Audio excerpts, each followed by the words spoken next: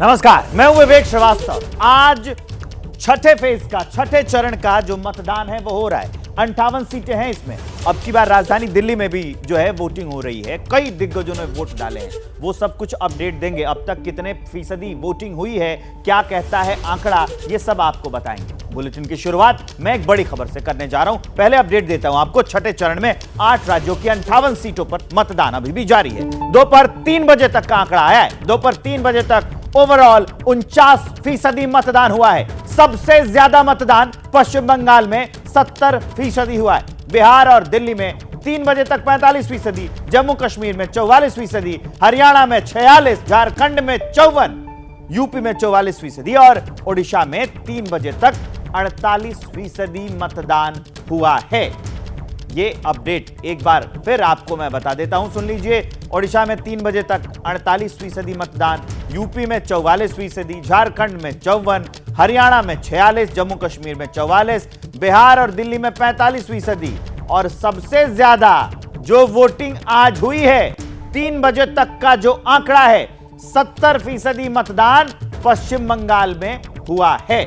अब चलिए आगे बढ़ते हुए आपको यह बताते हैं कि अभी जो आज राजधानी दिल्ली में भी वोटिंग हो रही है।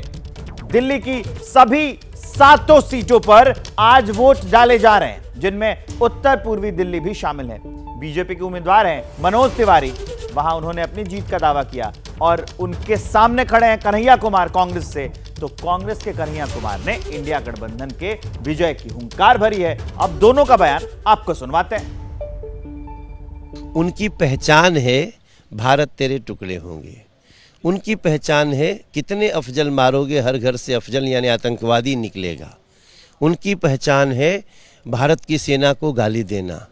हम मनोज तिवारी हैं, हम नरेंद्र मोदी जी के सिपाही हैं, हम देश हित के यात्री हैं और हमारी पहचान है राम के थे, राम के हैं, राम के रहेंगे। किसी को भी प्रधानमंत्री नरेंद्र मोदी जी को फिर से बनाने के अलावा दूसरा कोई विकल्प मन में ला ही नहीं रहे हैं लोग। आपने देखा, आप भी इंटरव्यू किए होंगे, हमारे जो अपोजिशन में हैं, 2 बार के सांसद हैं, मुझे गाली देने के अलावा जो है पूरे कैंपेन में उन्होंने और कुछ नहीं किया है।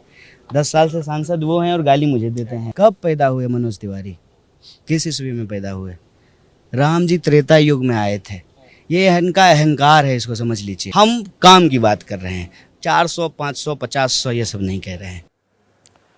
और अब चलिए बढ़ते हैं अगली सीट की ओर। अगली सीट नई दिल्ली, वहां पर अपनी अपनी जीत का उम्मीदवार दावा कर रहे हैं। बीजेपी के उम्मीदवार हैं वहां पे बांसुरी स्वराज, उन्होंने अपनी जीत का दम भरा। तो आम आदमी पार्टी के उम्मीदवार उनके सामने सोमनाथ भारती हैं। उन्होंने कहा है कि बीजेपी तो हताश हो गई है। अब दोनों का बयान आपके सामने। मैं यही आपके माध्यम से अपील करना चाहूँगी दिल्ली की जनता को कि आज का दिन राष्ट्र के नाम है, और जब राष्ट्र की बात होती है तो व्यक्ति गर्मी से भी बेहाल होता तो फर्क नहीं पड़ता। तो आप गर्मी की फिक्र मत करिए, भारी संख्या में आइए, मतदान करिए। और मैं कहूँगी कि विकसित भारत को चुनिए, सशक्त राष्ट्र को चुनिए। एनआईए का प्रोब तक होने वाला है। ये वो पार्टी है जो अगर खालिस्तानियों तक से फंडिंग ले रही है, तो बहुत जाहिर सी बात है, इसमें मेरे लिए कुछ अनपेक्षित नहीं है कि अगर पाकिस्तान से इनके समर्थन में ट्वीट हो रहा है। कि बीजेपी अपनी हताशा में, अपनी निराशा में कुछ भी कह रही है। जब माननीय प्रधानमंत्री खुद उल जुलूल बक रहे हैं, तो क्या उनके कार्यकर्ता कहेंगे, क्या उनके नेता कहेंगे? और बीजेपी खाता बंद होगा, साथ के साथ गवाएगी बीजेपी अपने कर्म से, अपनी करनी से। क्योंकि भाजपा के 7 सांसदों ने 10 साल में कोई काम नहीं किया। अब अगली सीट की ओर बढ़ी है। नई दिल्ली के बाद उत्तर पश्चिम दिल्ली जो है वो सीट, वहां पर भी आज भी वोटिंग हो रही है। सभी 7 सीटों पर होनी है। बीजेपी और कांग्रेस अपने अपनी जीत का वहां भी दावा कर रहे हैं। वो बयान भी आपको सुनाते हैं।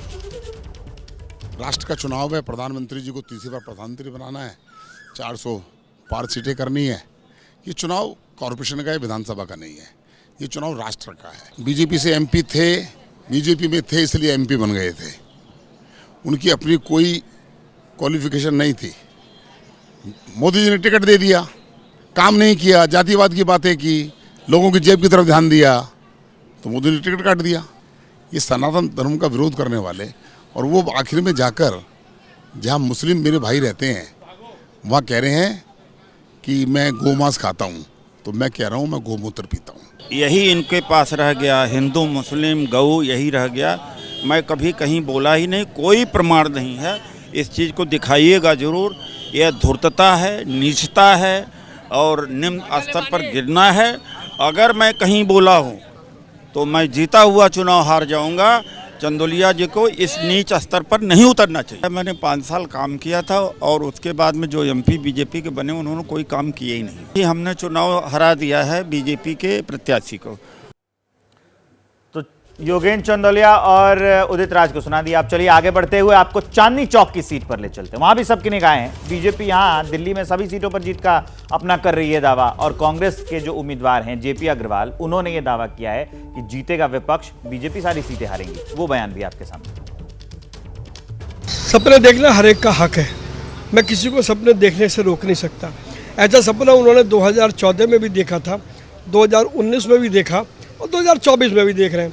वो सपने देखते रहेंगे, हम सरकार बनाते रहेंगे। पिछले 10 सालों में अरविंद केजरीवाल की सरकार ने मेरे पूरे क्षेत्र की बहुत उपेक्षा की है। जगह जगह पर ये जो श्रम बस्तियां हैं, वहाँ लोग नरक की जिंदगी जी रहे हैं। ये बिजली के लटके हुए तार हैं, इनका आज तक कभी कुछ नहीं हुआ। सफाई व्यवस्था का नहीं पता, जल का नहीं पता, एक नहीं अनेक समस्याएं हैं। अगर मैं कहूँ कि ये समस्याओं का जंगल है तो कोई अतिशयोक्ति नहीं होगी। वजह होनी चाहिए ना विश्वास की बुनियाद। जैसे हम कह रहे हैं कि ये तानाशाह रवैया है, आप हर जगह फेल हुए हैं, हर विषय पे जो सरकारी विषय होता है उनमें एक भी, चाहे वो महंगाई हो, बेरोजगारी हो, किसानों का मुद्दा हो, बेरोजगारों का मुद्दा हो, इंडस्ट्री का मुद्दा हो, ट्रेड का मुद्दा हो, डेवलपमेंट का मुद्दा हो, हर चीज़ पे फेल हुए हैं। तो क्या आधार है? ये तो कहना बहुत आसान है। तो बातें ये जुमलेबाजी से सरकारें नहीं चला करती।